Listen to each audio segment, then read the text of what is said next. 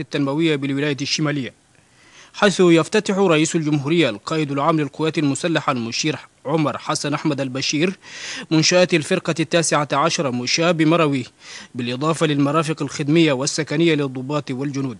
مواكبة هذا الحدث الكبير في مروي قيام السد، فواكبنا نحن في القوات المسلحة أيضا بالمسألة التأمينية بتاعت السد، فلذا تم إنشاء قيادة فرقة كاملة هنا ومحامية كاملة، وده حدث كبير.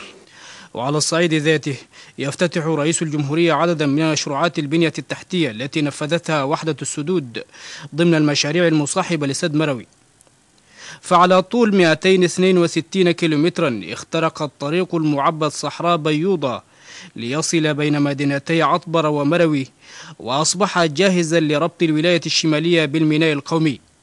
هذا الطريق سوف يقوم بدور كبير جدا في ربط كل الولاية الشمالية بولاية نهر النيل وبالميناء الرئيسي ثغر السودان برسودان.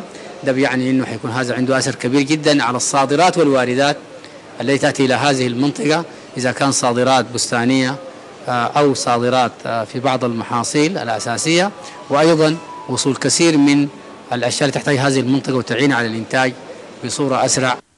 طريق سد مروي الممتد من منطقة الملتقى بمحلية الدبة إلى موقع سد مروي بطول 103 كيلومترات، والذي تم تمويله بواسطة الصندوق العربي للمال الاقتصادي والاجتماعي لتسهيل انسياب حركة المواد للمشروع، جاء ليشكل امتدادا لطريق شريان الشمال، الأمر الذي سيسهم في دفع الحركة الاقتصادية والاجتماعية بالمنطقة. زمان بتصل في 7 ساعات 8 ساعات، بتصل في 4 ساعات 3 ساعات ونص، يعني نجي الليلة نصل تقريبا لو تحركنا من هناك حسب زمن 4 ساعات انتم تكون جوا مروي.